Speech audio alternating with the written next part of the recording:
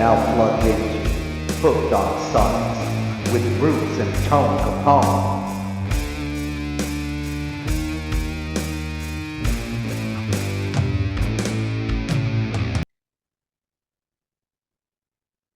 And we're We live.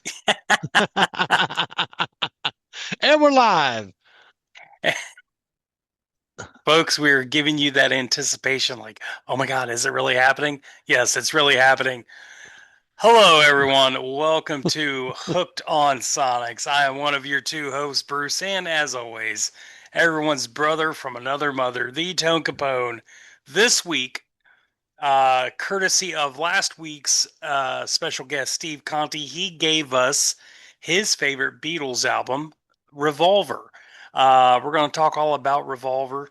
Um, we're going to get into stuff we've been listening to, get into some music news. Um, yeah, all, and we can't forget, we're going to talk about what we're going to be drinking tonight because we got a lot to say. We're going to get parched. Before we get into all that, Tony, I got several emails asking specifically. They said, "Yeah, the show sucks, but we want to know, Tone, how are you?" Good evening. I am I'm here, man. I'm here.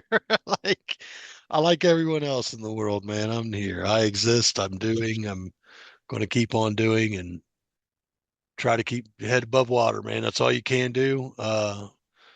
When life gives you lemons, go grab a fucking boombox and turn up the stereo. So, It's a lot like what Cypress Hill used to say: "When the shit goes down, you you better better be get ready. ready." Yeah. Indeed, indeed. How I would love to speak with one of those guys. Um, Anyways, yeah, man, it's been a bit of a hectic day today. We got a lot going on, and just things going on over here in the world of Big Tone. Mm-hmm.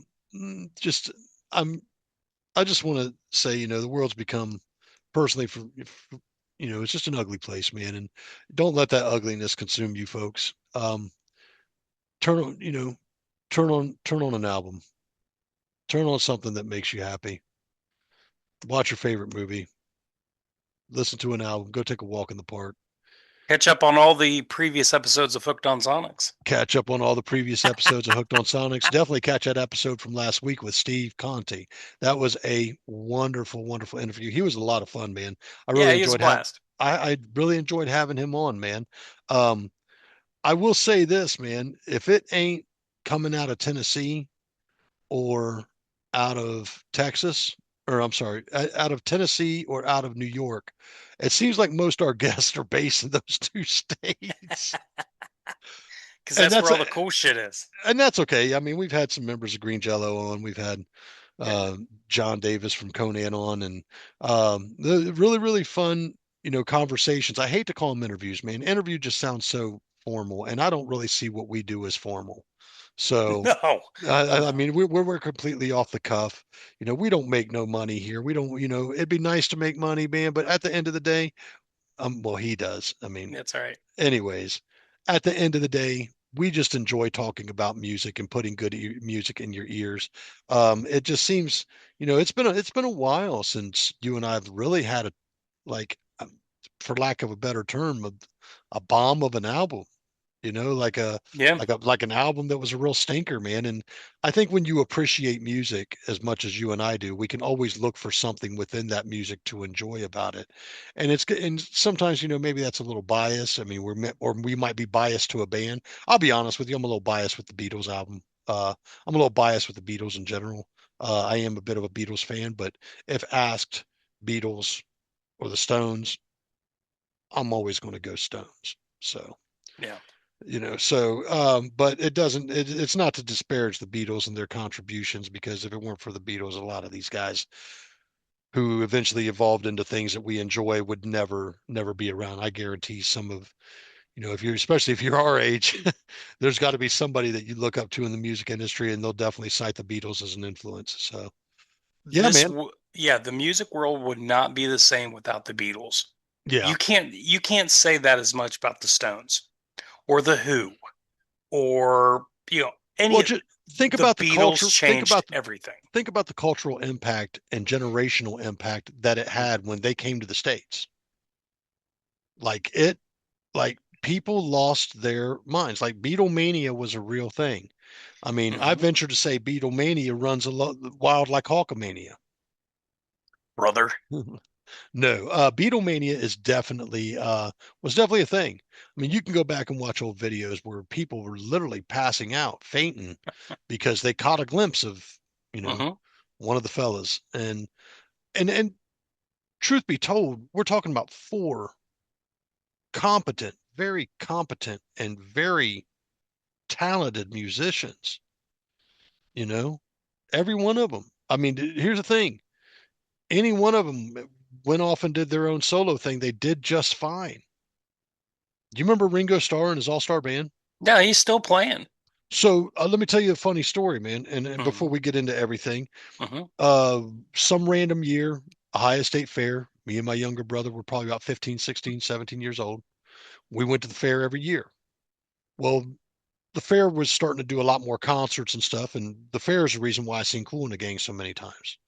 Well, this one year we were going with my dad and my stepmom, and we were old enough to wander the fair on our own at that time. And then when the fair was fairly a safe place. Um, but we were dad asked us, hey, you want to go see Ringo Starr and his all-star band? And we're like, nah, we're going to go ride rides and play games and all this other good shit. So my dad and Debbie went in to see the show. Me and my brother walked around and we're walking past the venue and we don't realize it, but we don't know who all's part of the Ringo Starr band, right? All of a sudden we're walking past the venue and we hear, I can't tell you why. Oh no, baby. I'm like, what? Like what? Like, are you serious? Like the Eagles are in there? But no, there were members of the Eagles that have played in and out of Ringo Starr's All Star Band. I think even Joe Walsh did so That, as well. yeah, You that know, wouldn't surprise me. so I got to thinking as I got older, I was like, man, maybe I missed a really good thing being a young dumbass, I mean, for lack of a better term. You It know, just wasn't in our wheelhouse. I mean, y- 16-year-old heavy metal kids like us, I mean, we're not going to jump into fucking Ringo Starr and his all-star band. I mean, Same as I think even at that time I had stepped away from Kiss. I think yes. at that age, I was already listening to Danzig and the Misfits and Metallica and Hmm. Megadeth and Iron Maiden. And like, I, Ringo Starr, he was a Beatle. Great. Yeah. I'm not interested. You know what I mean? But Hmm. how stupid of me as a young man, being that I appreciate music as much as I do today. So, Yeah, there is a ton of like early to mid 90s country stuff from some of my favorite people, some of my favorite artists that I completely missed out on when it first came out because I was like, Waylon Jennings, who gives a shit? Is that the Dukes of Hazzard dude? Whatever. yeah. Or, the whole Highwaymen. The Highwaymen had their last tour in 95 for The Road Goes On Forever. And my God, that's one of my favorite albums of theirs. It is my favorite album of theirs. It's a great album.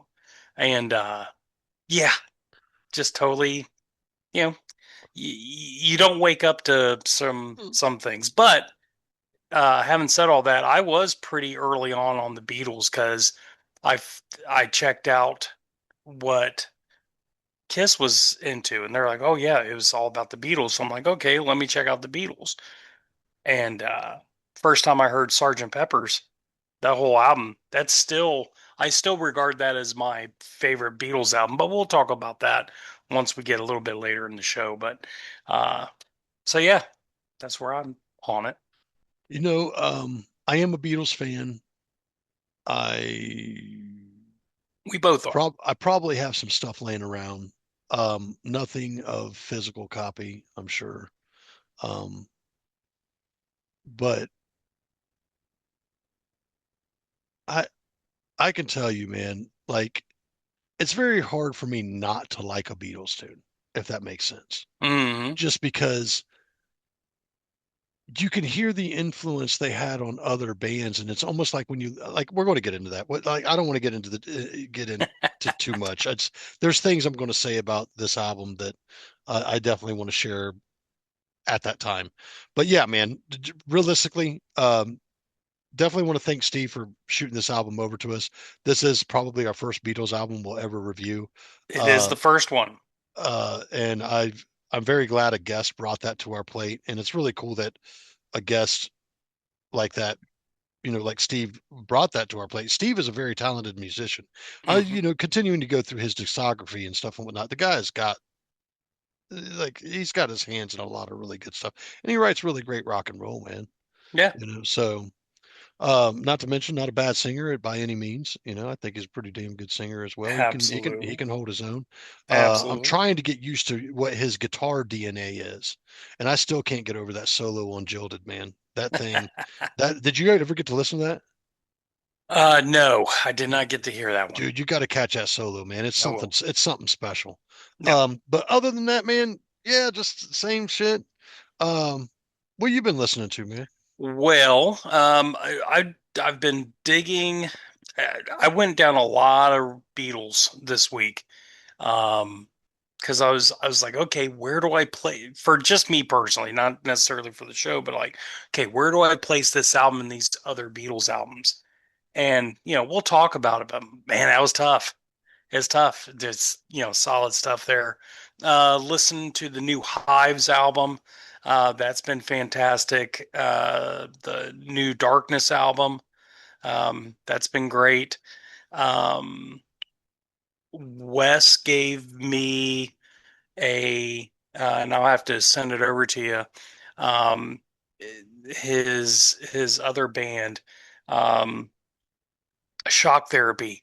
Um, their one of their albums that he called God, that he wrote the title track for that. Very cool stuff there. Um, so I'll have to share that with you. Um, let's see. Oh, here's some stuff I picked up. There's a new record store in town. Well, actually, it's just outside of town, a little town called Farragut. And most of this vinyl was picked up at Hi-Fi and Fly Records. I like that. Yeah, vinyl, vintage, and vibes. Really cool place. Bring me up some stickers when you come back. Will do. Sorry about Uh, that. yeah, you're all right. So the first thing I picked up was an original pressing of the first New York Dolls album. Dope. And Dope. it's Oh, it's the, got the sleeve and everything. That's mm-hmm. nice. This is for all you record nerds out there, this is the Santa Ana pressing. I mean, like, was it just sitting there? Yeah. So they also had their second album. I don't know why I'm drawing a blank on the name of the album, but they also had a first pressing of that. But I was limited on funds, so I already had the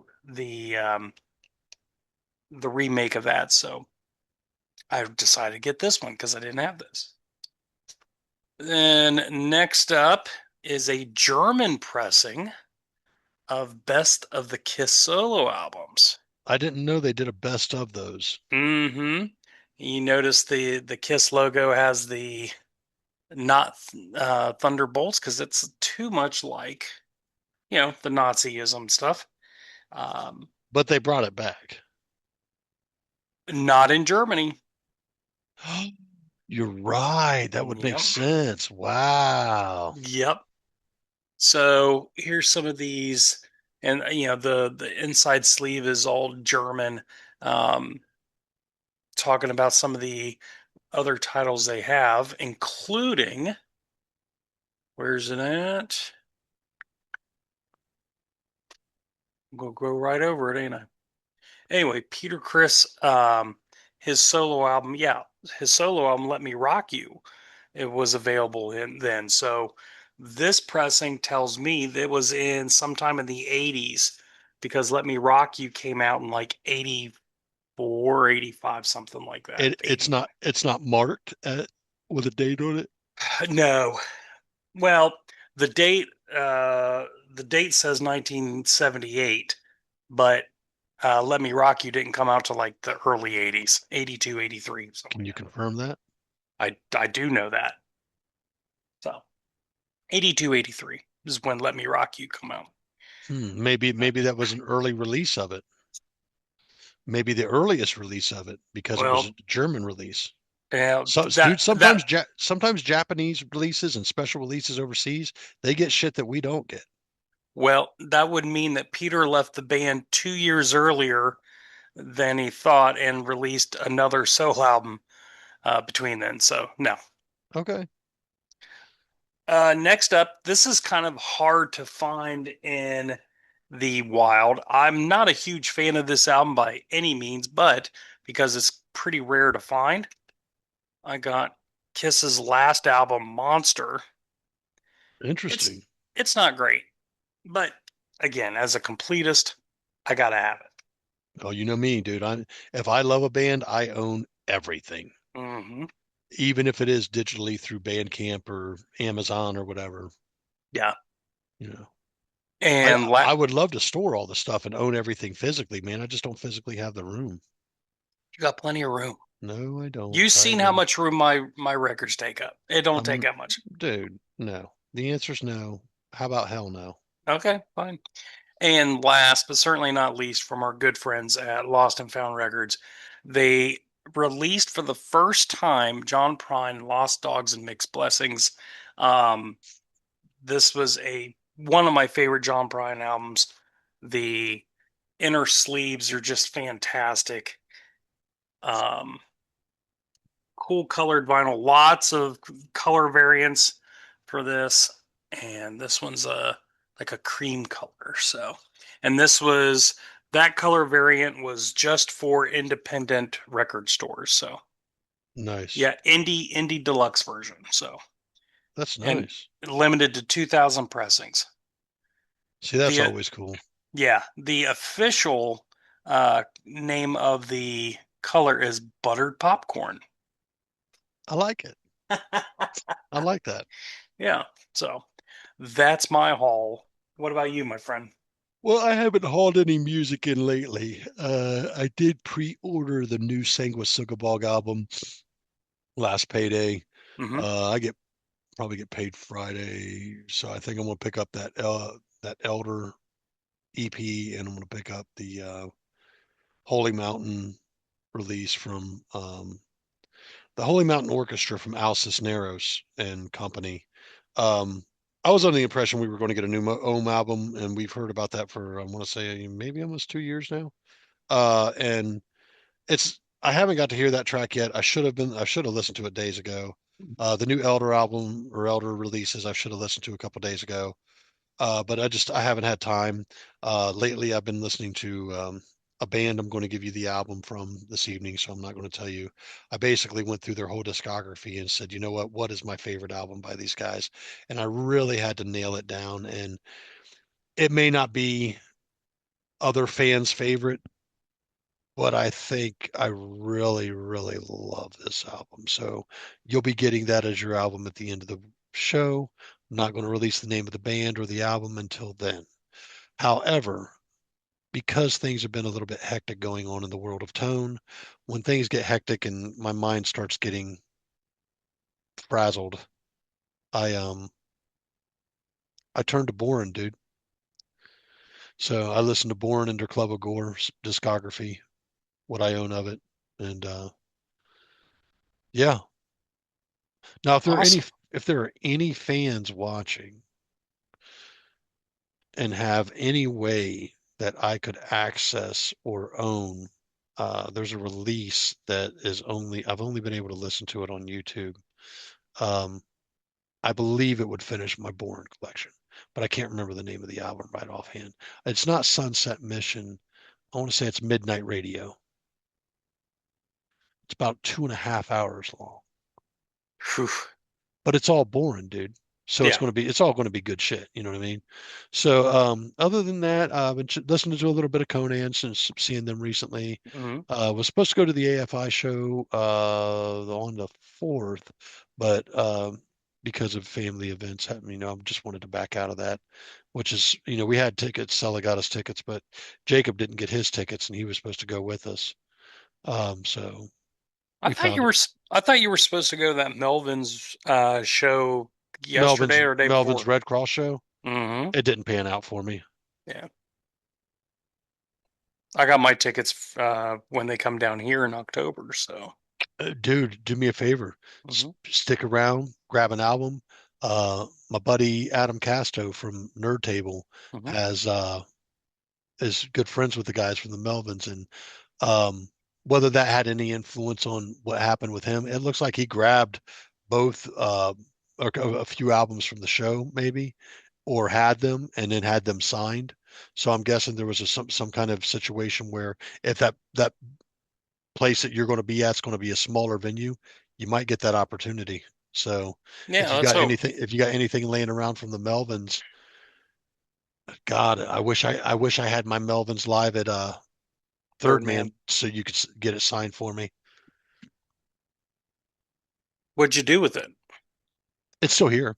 Oh, okay. I can't get it to you Well, probably I before tell the you, show. well, I've got my copy of it. I'll have them sign it. Sign yours. That's fine. That is mine. Cool, man. But yeah, Yeah. that's pretty much it. As far as what I've been listening to, that's where I'm at. I haven't picked up anything new lately. Looking forward to hearing the new Single Sickle Bog album. Obviously, looking forward to that Elder release and that Holy Mountain thing because Al Cisneros is just my favorite bass player, hands down. But yeah, that's where I'm at, man. Sweet. What are we drinking this evening? Well, my friend, I've got something from a local brewery and eatery here in Knoxville. Schultzbräu is the authentic German. I've met the husband and wife, old school Germans. Great place to hang out. Really good beer. This is a Munich Heils Bright Lager, um, and it is made right here in Knoxville, Tennessee. Um, 5.4% alcohol.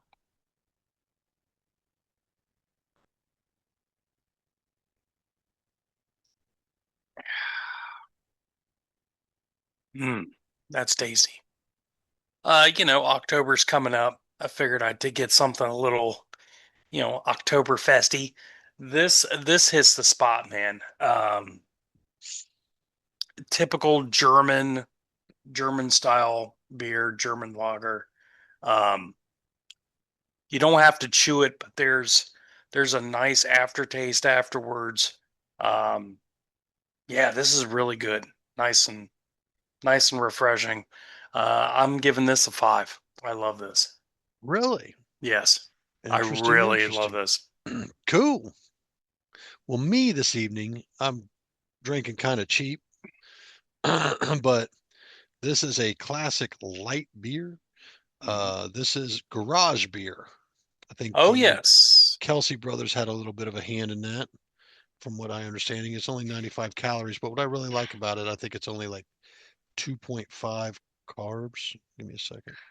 No, 33 grams of carbs. And it's about 4% alcohol, 95 calories. It's a refreshing little beer.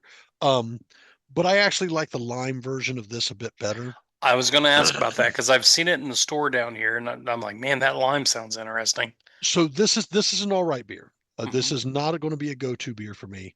I'm going to rate this about a 3.5. I'm going to take another drink just to be sure. Yeah, I'm going to rate this about a 3.5. It is not my favorite beer. It is not going to be a go-to beer for me. But I would probably rank the lime at about a 3.75 or 4. I'd have to have that in front of me and taste it again. I do like the lime a little bit better. When it comes to beers like this, honestly, the Yingling Flight is probably my favorite. Oh, okay. So Yeah. that's what it's kind of comparable to. To me, yeah, because you got to remember, I don't like to drink a lot of beers that are high in carbs. Don't get me Mhm. wrong, I love to drink some heavy duty beers, but being obviously diabetic and whatnot, I try to keep that shit in check every once in a while That's a because good band name. Hold on. We got to have a band name. Obviously diabetic. obviously diabetic. That's obviously diabetes. I like that. Mhm. Diabetes, obviously. So, Obviously. DO, that's what we'll call it. DO, diabetes, obviously. Yeah, but yeah, I'm going to give this a 3.5. It's not a bad beer. And, Okay. it's not a harsh beer, but not not my favorite, man. Yeah. Well, At cool, least at man. least at least not in this expression style of beer. Yeah. Well, what kind of music news do you got, my friend? Just the fact of that Holy Mountain orchestra release and the Elder thing. That's the only Gotcha. thing I really got to catch an eye on. Gotcha. I think there may have been something else that's happened, but I can't recall right offhand, man. And honestly, we've got 14 songs to review. Yeah. Well, real quick, I do want to mention happy birthday to last week's guest, Steve Conte, Yes. today, as well as Charlie Parker and Ray Charles and Bruce Springsteen, all today. And then also, I definitely wanted to mention Hulu just released a new docu-series called Into the Void: Life, Death, and Heavy Metal. The little bio on it is Into the Void is a groundbreaking documentary series that explores the epic struggles and cultural impacts made by heavy metal's most compelling artists. And this link was sent to me by our good friend Wes. And there are 8 episodes, and episode 5 is focused on Wendy O. Williams. So Dope. I know Wes and I believe TC Tolliver, their drummer, was interviewed for that episode. So everyone, go check that Series out. out. Go check that series out. I Yep. mean, watch the whole thing. Hulu, Into the Void. Yeah, Thanks, Wes. thank you, Wes. I'm definitely going to get to. I didn't realize that was on there. I'm going to have to check that out. It just got released, so Nice. yep, I think Tulsa King just came back out for a second season too, and that's what Kate and I are getting ready to get into. gotcha. We're wrapping up. Well, we've caught up on I think only Murders in the Building. Okay. You watch that one, No, dude? They're funny. Oh, it's I so bet they funny. are. It's Martin Short and Steve Martin. It's really good, man. They've done a few seasons now, and we've really thoroughly enjoyed it. I think what else? We just finished Wednesday, the new season of Wednesday. That was really good. I'm a fan. I've always been an Adams Family fan, so Yeah, grew up on that shit. there you go. So with that being said, we gave you a little video and audio news there. Uh, Bruce, we had an album review, bud. Yeah, dude.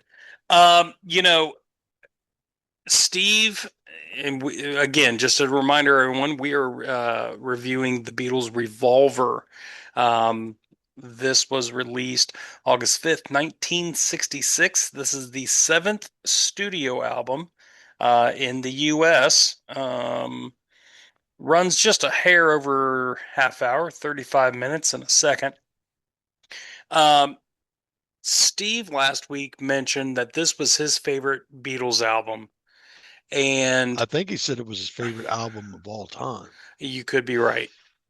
Um, and I was kind of talking with some other musician friends and stuff over the week, and just asking them casual, "Hey, what's your favorite Beatles album?"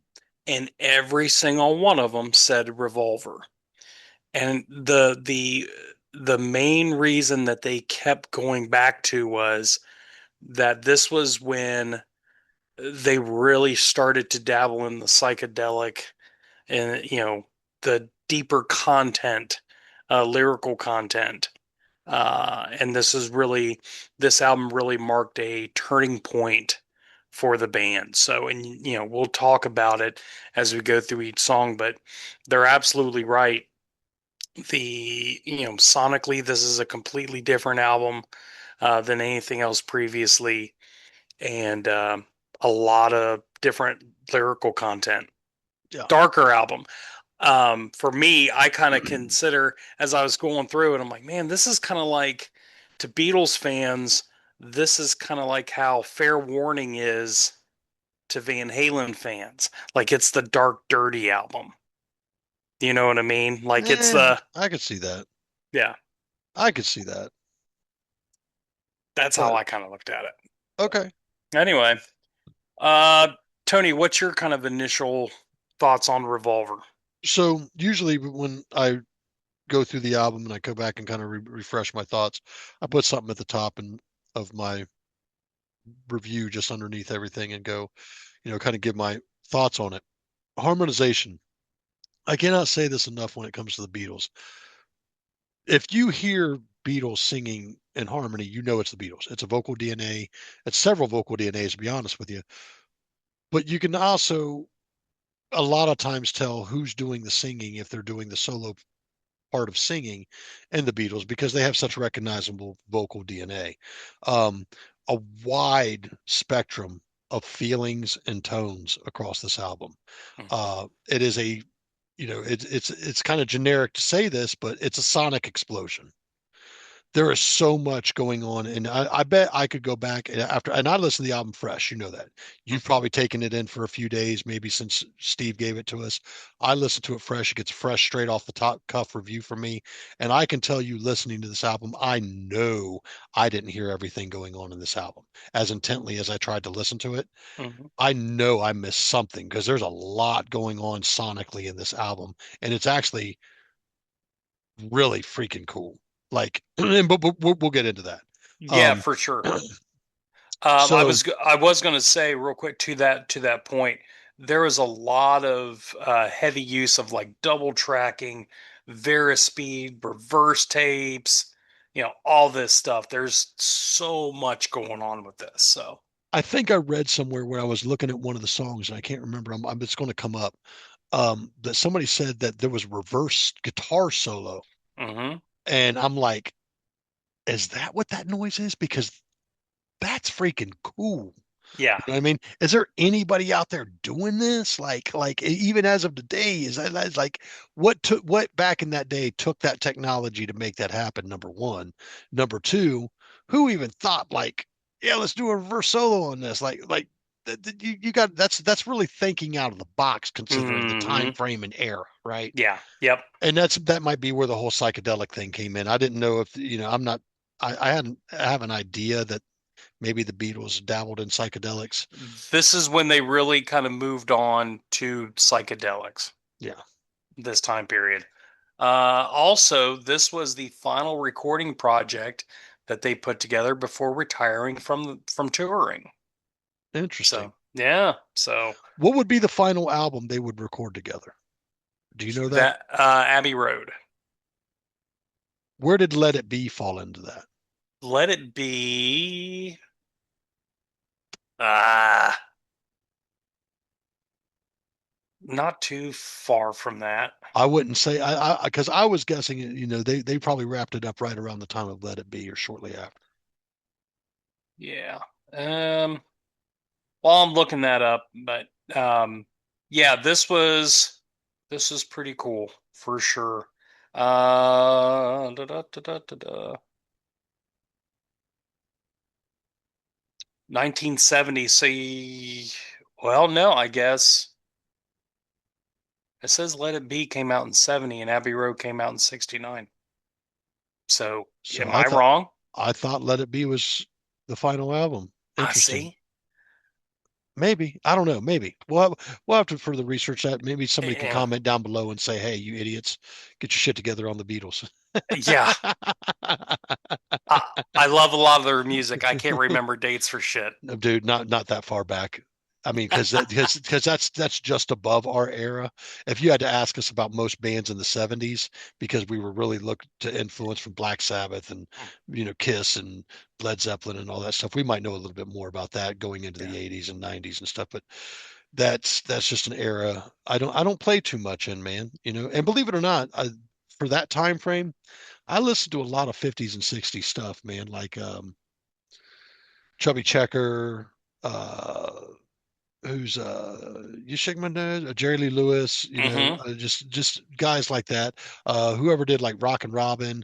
I mean, those were tunes to me that I enjoyed from probably these guys' time frame as well. But Yeah, let's get into it, man. This is gonna be an interesting album. Let's do it. Yeah, dude. Yeah. Uh, Okay. go for it.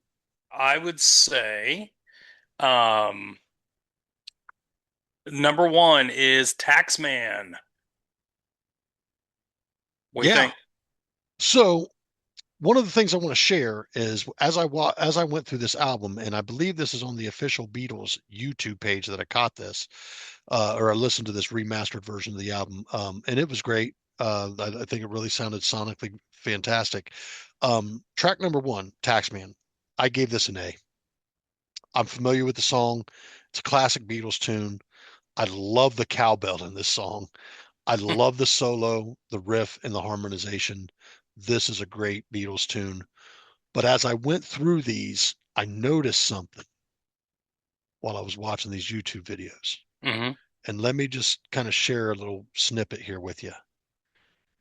Where I watched this song itself had 13 million views. Wow.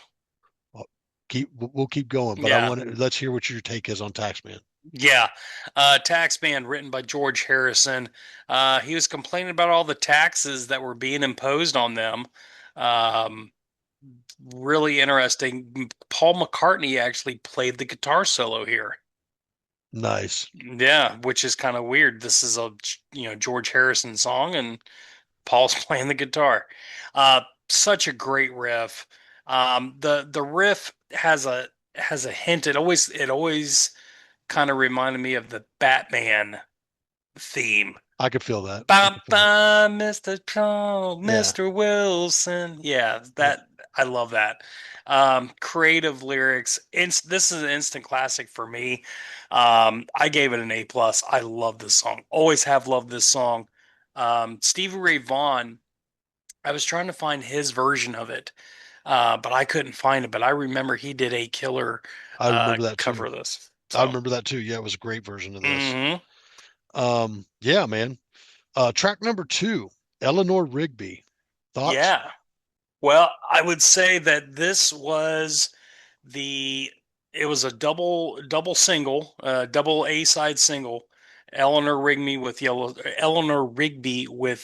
Submarine. So, I think this is an interesting choice for a single. It's not a very upbeat song at all. It's all about um, just lonely people. It's the first song that Paul McCartney wrote that wasn't a love song. So he was really trying to branch out.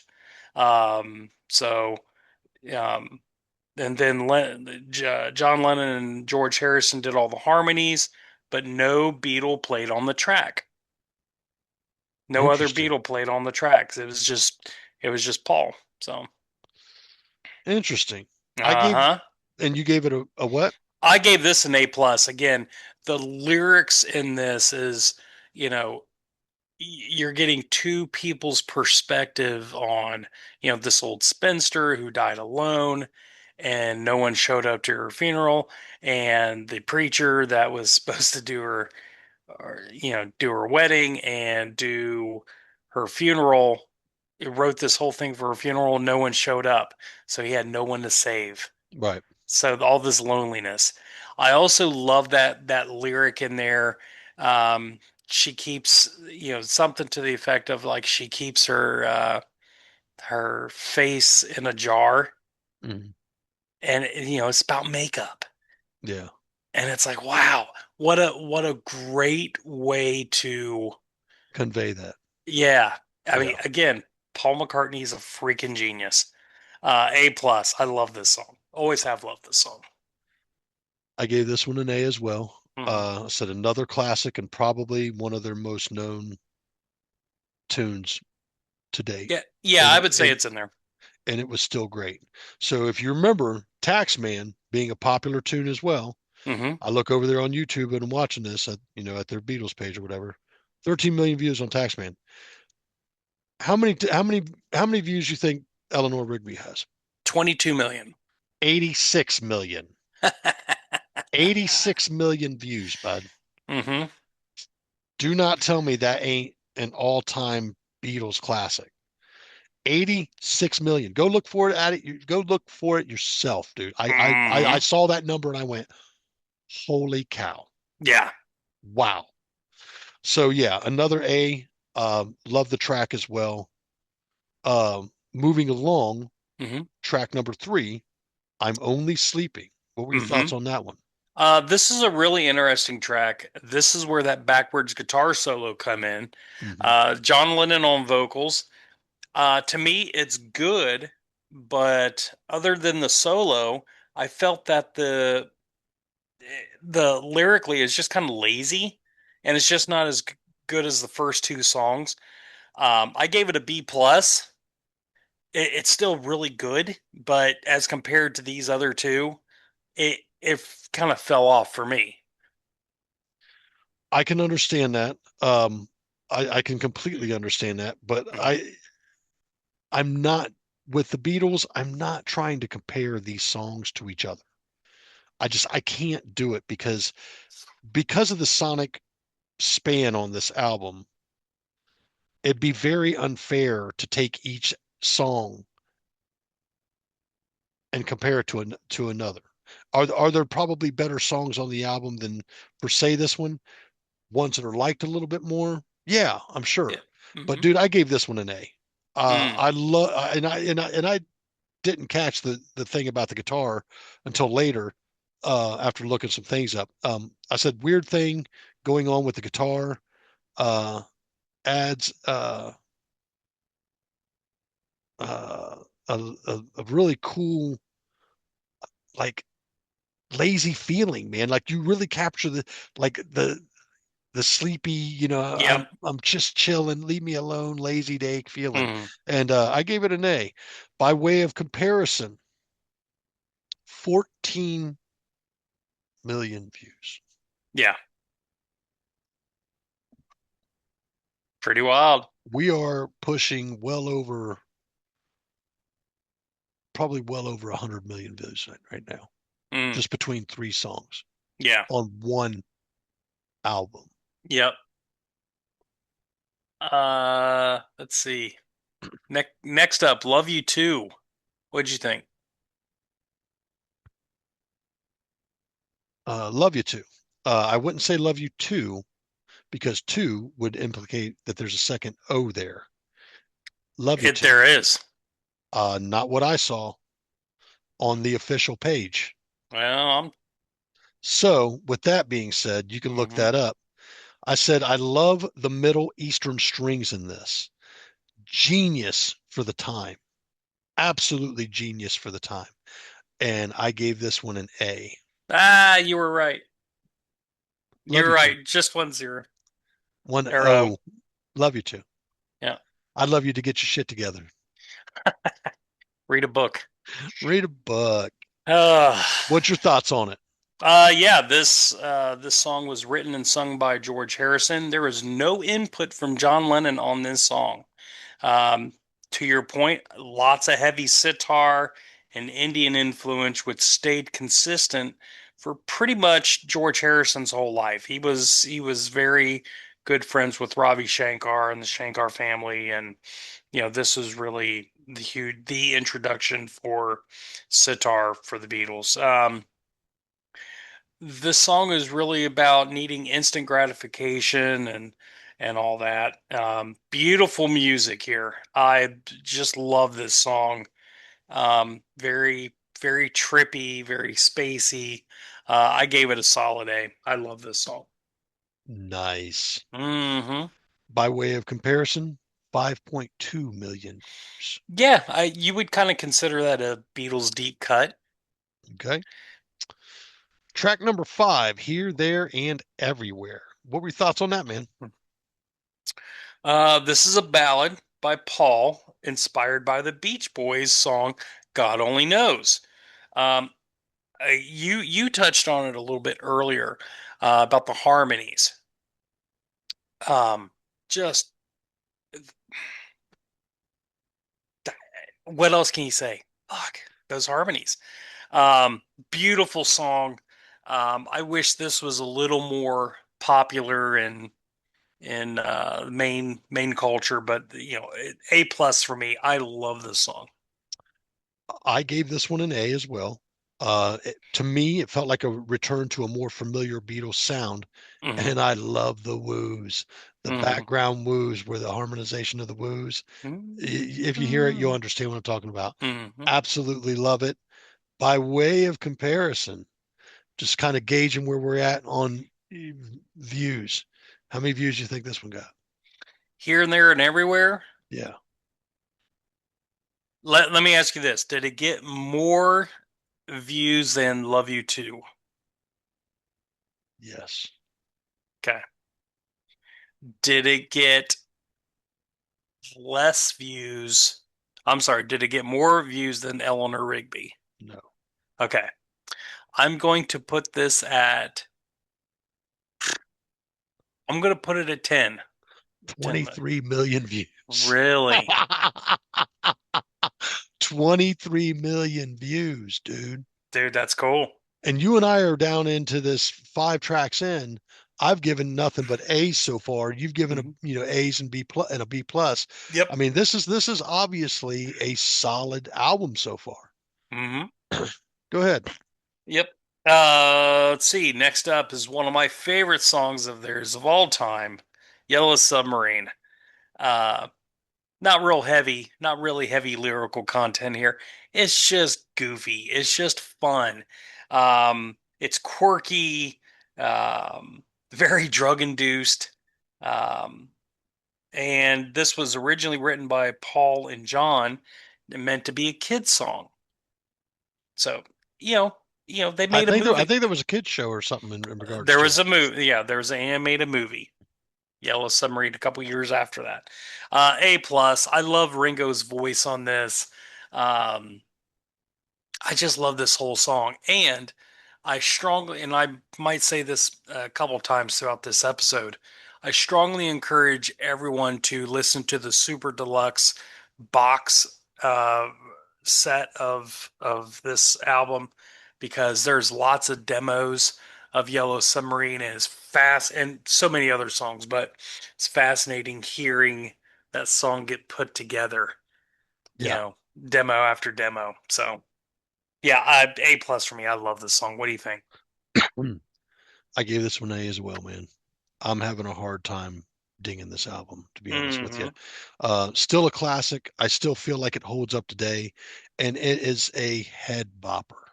You know, Yeah. we are living. Da, da, It da, just, da, da. I just Yeah. you got to love that, man. You got like it's a honestly, it's kind of like a really good feel good song. It's just got that feel good vibe. Now, I'm going to ask you, Hmm. what do you think the count is on that one? Oh, 65 million. 3.4 million. What? You're kidding me. Only 3.4 million? Phew, that's a travesty. That's what I saw. It could have been 34 million. I doubt it because I went back to try to make sure this was accurate according to what I saw of the remastered version on the Beatles page at YouTube. Yeah. And I can tell you, I was not, I was stunned to see how big Eleanor Rigby was, but I also know it to be one of the, if you talk to most Beatles fans, they'll cite that probably in their top 5 or top 10 songs of the whole Beatles catalog. And it's a huge catalog. Yeah, for sure. So, yeah, I kind of was a little alarmed by the Yellow Submarine being about 3.4 million views. Uh, Yeah, that's wild. but yeah, but here's the thing. Could it have been their one tune that it was played so often, it was so commercialized that the people of that day and era that really care about the Beatles don't really care to hear it? I mean, there's songs like that for us. I mean, there are certain Eagle songs I just go, Judd, I got to change the channel. Well, that's because some of the Eagles songs suck. This song doesn't suck. So, yeah, 3.4 million. I gave that one an A as well, man. I think it's a Yeah. total head bopper, and I think it still holds up today. Yeah, for sure. Let's see. Next up, another one of my favorite Beatles songs. She Said, She Said. What did she say? I caught you off guard there, didn't I? You totally did. I'm going to go ahead and give this one an A as well, man. Hmm. It's somewhat dark. Makes me feel like that line that where she says, "Making me feel like I've never been born." God, Hmm. man, that's a heavy, heavy line, dude. And you know me, dude. I love heavy, heavy stuff like that. Not all the time. I don't like shit being completely dark. But just and I like some pretty dark music, but I'm willing to call a heavy line out when I hear it, and that's a fucking heavy line. Yeah, for sure.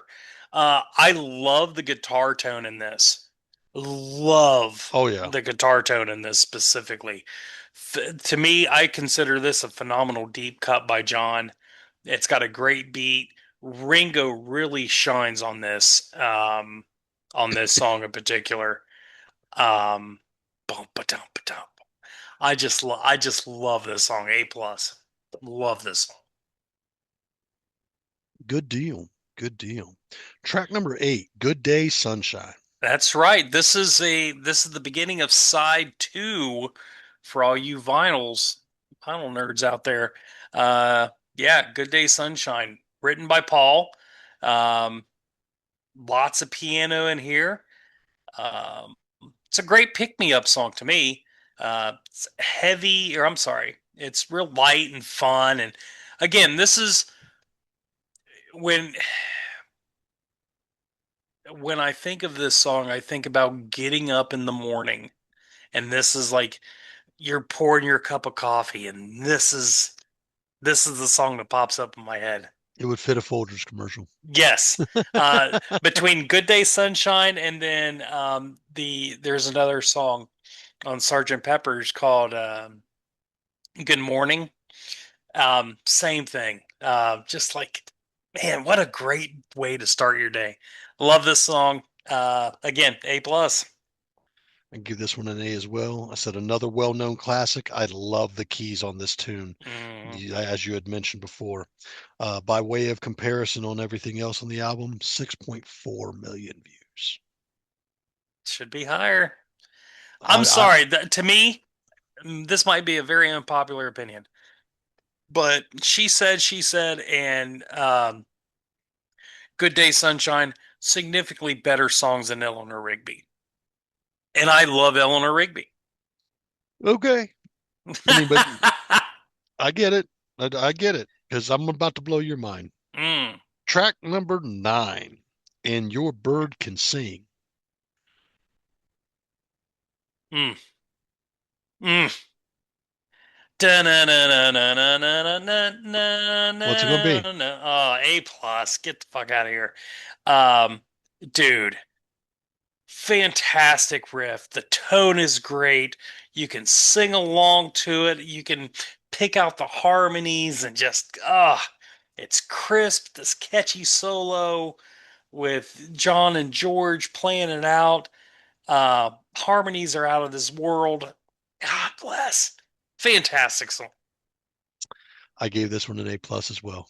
Yeah, I dude. said this is my favorite song so far. Classic Beatles jam. This really felt Mm, like the Beatles just sat down and jammed, dude. And yeah, I love that. To your same accord, that solo. I yeah, wrote that off to the side. Solo, love it. yeah. Boom. 9.7 million. Wish that was higher. I mean that's no slouch.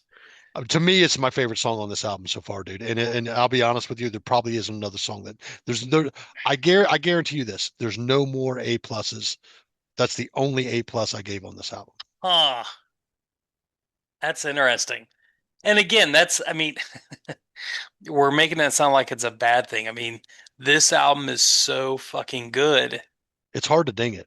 Yeah. It's hard to ding it. Like it makes me and I don't do this often with albums. It makes me want to go back and listen to it again sometime this week to see what I missed because I know I could probably listen to this Yes. 3 or 4 times and I've missed something sonically. Yeah. And it's really I can completely understand why this is Steve's favorite album or one of Steve's favorite albums. Mm, Phenomenal album so far. yep. Now I got that song stuck in my head again.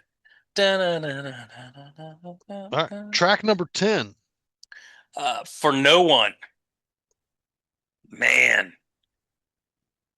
Gave this one an A as well. Yeah, man. Horns on this are awesome. I Mm, love Paul's voice, and the bass in parts of this is just juicy. yeah. This song was actually about his relationship with an actress, Jane Asher. Only Paul and Ringo play on this song. Yeah, it's amazing. Yeah, I love the vocal pattern in his delivery. Like how he fits those lyrics in with the melody is just, I mean, it's a master class in songwriting. Oh, easily. Absolutely master class. Like how you fit.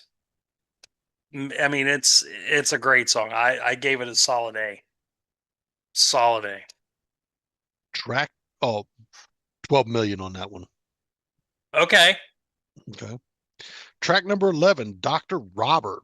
Give it to me. What a killer riff.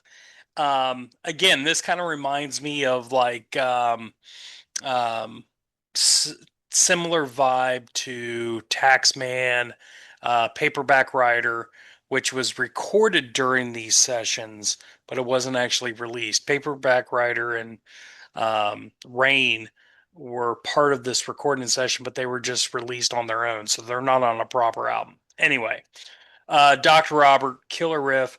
It's a John song about a New York doctor who would give all these guys amphetamine injections. So it's a real dude, um, catchy as hell, great. gr- it's great. It's a great song. Solid A for me. Solid A for me as well, man. Groovy little jam. To me, it almost sounds like it could have been a Stones tune, and to me, it reflects the sound of that time era. You know, this felt like it felt very Stones worthy. Like if the Beatles recorded this and the Stones recorded this, I could see it sounding very similar. Like by way of comparison, let's say, um, like when Kiss did "Hide Your Heart" Mm-hmm. and Ace did it. Yep. They sounded very similar, but because of the, maybe the vocal delivery, maybe a little bit Yep. of the solo, it was a little different. You know what I mean? But it sounds very, you could tell it's rooted in that sound of the time. You know what I Yeah. mean? Yep. So 5 million on that one, bud. Only I 5 million 5 million. for Dr. Robert. Yep. Wow. I gave that an A. Oh. Hey, real quick, while you brought it up, which version of Hide Your Heart do you like the best? Ace or Kiss? I like them both for different reasons, and I'm not going to tell you that I like one more than the other because if you want to know why I like both for the reasons I like them, the first would be is that Kisses that came on Hot in the Shade, which was Mm-hmm. the last album I would collect from Kiss before I departed my ways with Kiss and put boy things away. Uh, um, How dare I you? found it to be a very polished tune. It is a lot more polished, in my opinion, than Ace's version. Ace's version sounds a little dirty, and I love Kiss's version because of the polish. I love Ace's version because of the dirt. Yeah. So Yep. I'm an Ace tard, so I'm always going to give Ace the benefit of the doubt on that. I like Ace's version better. Anyway, next up we got I Want to Tell You. George wanted to tell you something, Tone. What'd you think? he wanted to tell me that the keys in this song are at times haunting, and part of the guitar reminded me of the Monkees. Mmm. Okay. Yeah, Okay.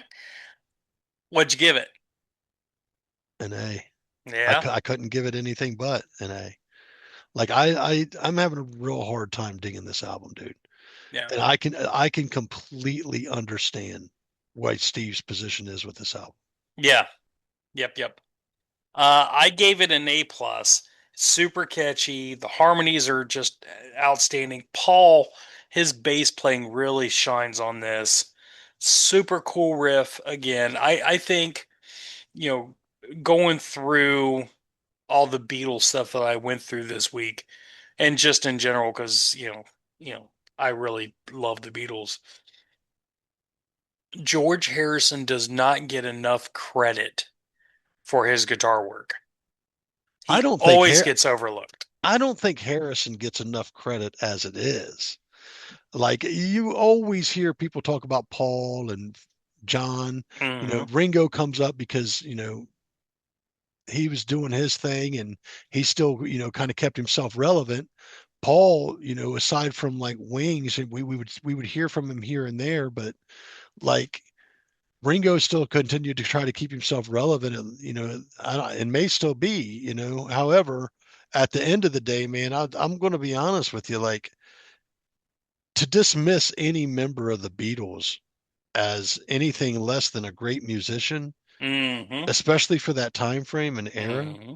they didn't have everything that we have access to music making wise in this day. But Hmm. somehow they, especially with this album, they brought so many different sonic pieces to piece together these songs in this album.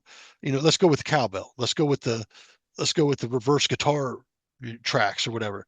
This With the is sitar. the sitar. Like, Hmm. come on, man. Hmm. I mean, like they really brought their A game on this album, dude. Oh yeah.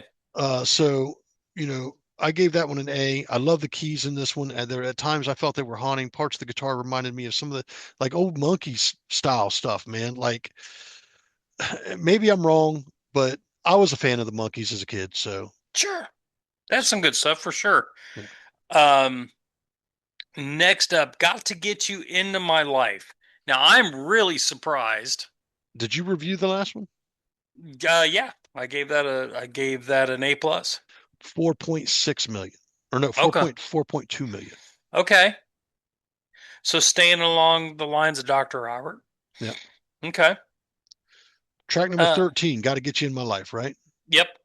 Now I'm really surprised that this was not your favorite song on this album. Do you know why? What? Because this, everyone seems to think this is a love song, but actually, it's about his love for pot. Interesting. Uh-huh. It's I great deep cut, Motown influenced, beautiful horns in this thing, driving beat. Again, it's you can sing along to this and just bop along. I love this song. This is one of this to me. I always consider this a deep cut for the Beatles. I love this song A plus, and I don't even like pot. Track number You didn't 13, hold on. got it. You got That stop. Got to oh Get You Into My Life. I gave this one an A as well, man. Honest to God. Don't get ahead of me. Let me say what I got to say. And clown, correct me when it's actually wrong. I love you. No, what I wrote when I got here was this album at this point is a clear banger. hmm I am crazy about the horns on this track. I'm absolutely like the use of horns on this album and some of the tracks. Oh, oh, I love horns. And did you know, yeah. like, that's what roped me in with Boring. Born under Club of Gore.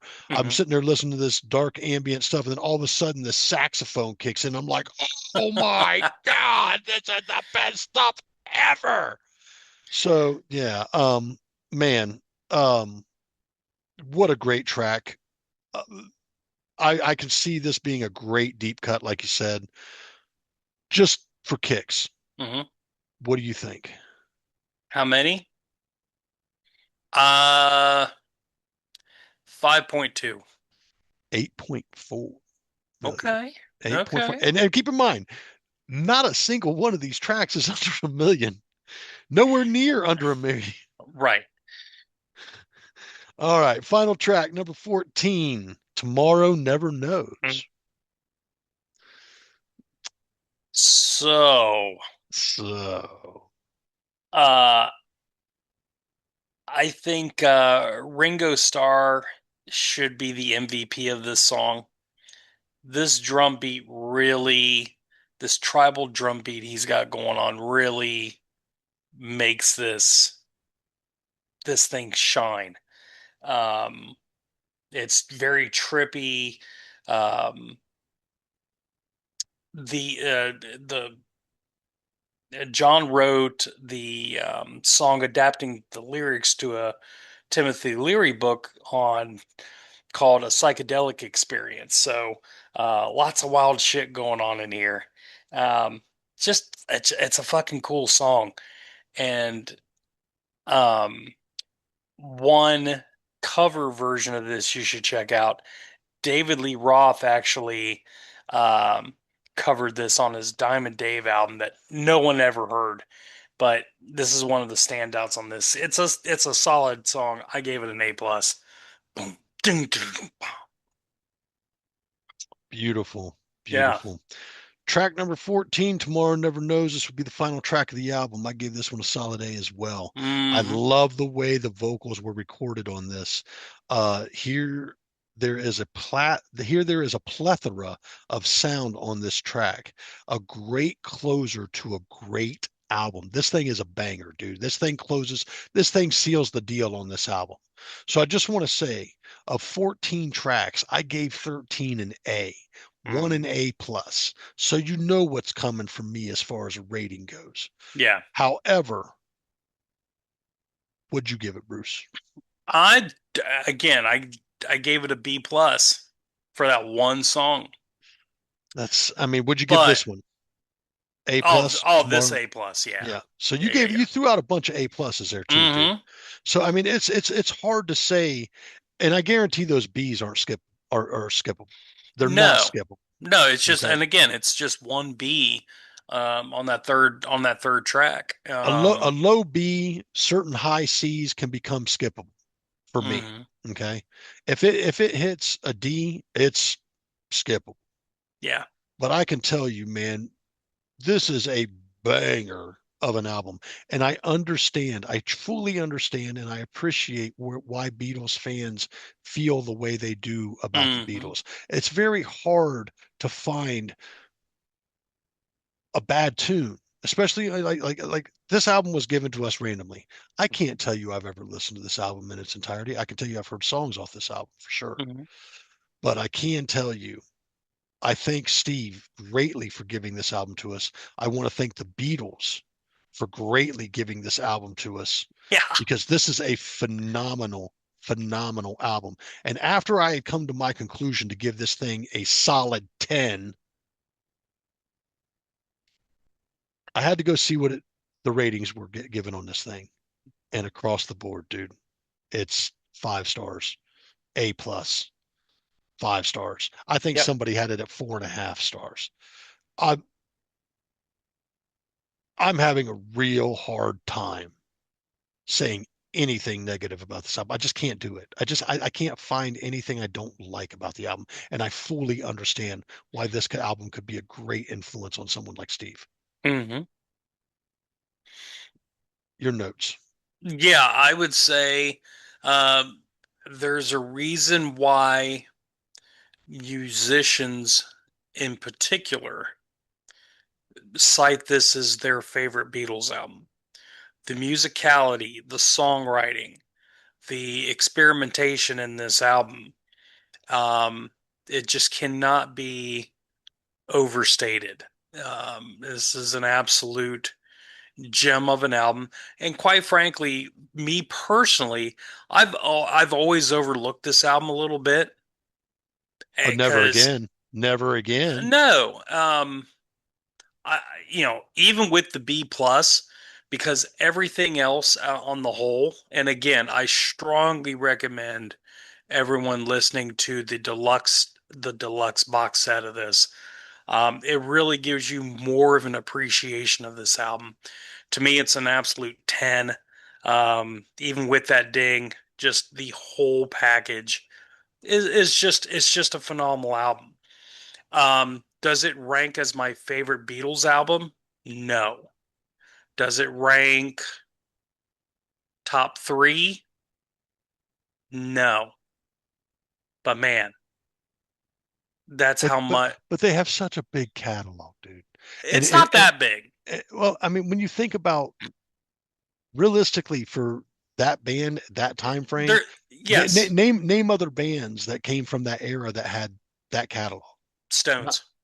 I mean, aside from the Stones. Yeah. Um, Come on now. You well, know, I mean, I'd have to think about the 60s bands, but no, and a lot of them didn't have that longevity. I would say, yeah, and that's not a ding on Revolver. It's a comment on how phenomenal the Beatles are. oh, hands down. Where for me, this doesn't even crack the top three, Yeah. and this is a fantastic album. I mean, it's a 10. It's a Yeah. solid 10. Even with your dings, you had so many A pluses of Hmm. songs that you enjoyed on this album. It's like finding an old car that you wanted to get a hold of, and you're getting ready to make the purchase. The price is right and everything, and you know what? You happen to notice there's a tear in the upholstery, or Yeah. a Doesn't small matter. a small ding in the paint. Hmm. Whatever, dude. Like it's not going to stop me from rocking the thing out. Yeah. So yeah, I completely understand why musicians would cite this album as a favorite Beatles album. Uh, Me personally, as much as I love the Beatles, I don't listen to them too regularly. There is some times of the year where I'll start spinning some Beatles stuff. And I have nothing against the Beatles. It's just, that we make no bones about it. I listen to more aggressive music more often. So, with that being said, I think we both hammered this thing out. Thank you, Steve, for providing such a wonderful, wonderful listening experience. Thank you for coming on to the show. We hope to have you again back sometime if you'd like to come out. Want to see what happens with the new album. I believe you said you're working on a new one or some new material. Definitely want to check that out. Hmm. Want to mention, if you're not familiar with the Beatles or whatnot, I implore you to go over and check out their page. Go check out anything that you can from them. One thing I want to say before we depart and we give each other albums is this. Bruce and I had a discussion a number of years ago in regards to owning physical media. And I just want to point it out there that, while things are available on Spotify, YouTube, and all that other good stuff, there are still physical devices that play physical media. You can still find these things even cheaply through your local internet and stuff and whatnot. I implore you to start collecting the physical media of the things that you love to hear and listen to. And, get out there to your local record store, buy an album. Sometimes you'll find cassettes and stuff like that out there, CDs and stuff. Grab that stuff up, man. Go to your local half price books. I know they carry albums and CDs there, and, physical video media as well. There will be a time, say, any of this internet stuff ever goes down, you won't have access to that stuff. That's why you want to own that physical copy. What happens if one day the world decides, the internet's a horrible place, we got to shut the whole thing down, and you don't get Spotify, you don't get Apple Music, you don't get YouTube, you know, I implore you, get out and buy the artist stuff, because while you get to listen to everything, sometimes there's some really, really, really cool stuff inside that package. And you never know, man. You might luck open a CD one day and find that it was signed. I've had that happen myself. Have you? Yes, Yep. I've got a few autographs like that. I've actually had some books I found that were signed. So get out there and buy that physical media, man. One of the things I love owning the digital, because I can store it. And if anything ever happens to that, I understand that I've lost it and I've paid for all that. But I've also been a person who's had hundreds of CDs, maybe 50 albums, probably thousands of cassettes at one point in time. Um, but I look back and I think about all the stuff that's out of print, Bruce. Hmm. Things that you can't hear unless you luckily run across it on some streaming platform. But Yep. say the streaming platform doesn't own it to where you could actually buy it and own it. You know, should that ever go down, or should the artist decide to pull their music from there, which we see happen, Yep.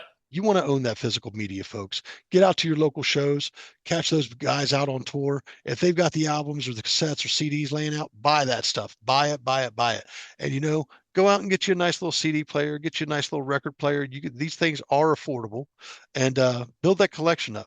Support your artist, support the musician, because that's why music is in the status that it is. We used to buy this stuff from these guys all the time, but now, a lot of people go out there and they rip that stuff, and they they don't care about the physical aspect of it when money's been put into that, you know. So I implore you to check it out, man. That's why we constantly show you albums and stuff that we pick up. We show you the pictures, the color of the vinyl and stuff. They're doing some really good stuff with vinyl out there. How many splatter patterns and different things you got out there, Bruce? Different different colors. It's beautiful, man, what they're doing with vinyl nowadays. So You get buttered popcorn colored vinyl. yeah. So the Beatles Revolver, thank you, Steve Conte. That's going to Yeah. get a solid 10 from both of us. That doesn't Mhm. happen too often. Nope. Uh, and I think it's about that time that you and I give each other another album. Yeah, I want you to go first because what you give me might decide what you're getting. Good deal. So Bruce, I have to go. I finished their discography and I mentioned it on an earlier show, Mm-hmm. probably the opening show. And I really had to dig deep for what I absolutely love about this band. And if there was an album I could turn you on to from this band that would maybe get you to look a little bit deeper, I A have little to deeper. I have to go with this band. Mm-hmm. I know death metal's not your thing, but I also know being able to discern vocals is your biggest issue with death metal. Mm-hmm. Okay? Mm-hmm. It is a very aggressive vocal. However, I am giving you Jungle Rot, self-titled album. Now, this is later on in their library, but I can tell you this is a banger. Like, I love every album from these dudes, but I Mm-hmm. keep I keep finding myself going back to this album. Okay. Well,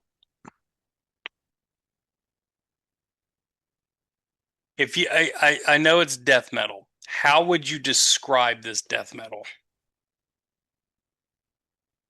Groove death metal, man. Like I like Groove. like Obituary, yeah, like six Okay. feet, like 6 feet under. Okay. But let me explain something. Uh-huh. You may appreciate Dave Matrice's vocals better than John Tardy's or um, Cannibal Corpse singer. God bless it. I can't. Why is it skipping my mind, man? I just went blank. John Tardy's the vocalist for Obituary, and uh, give me 1 second, man. Mm-hmm. Well, while you're thinking of Chris that, Barnes. Chris Barnes is the singer for. He was the singer for Cannibal Corpse. Left Cannibal Corpse to do 6 feet under, and he's been with 6 feet under for a number of years. You're going to get albums from those dudes later in the year. okay. But I want for me to give you an important death metal band to me, somebody that I absolutely love. I love their library, and they're really groovy, and you can discern a lot of the vocal work. I've got to give you these guys. Okay.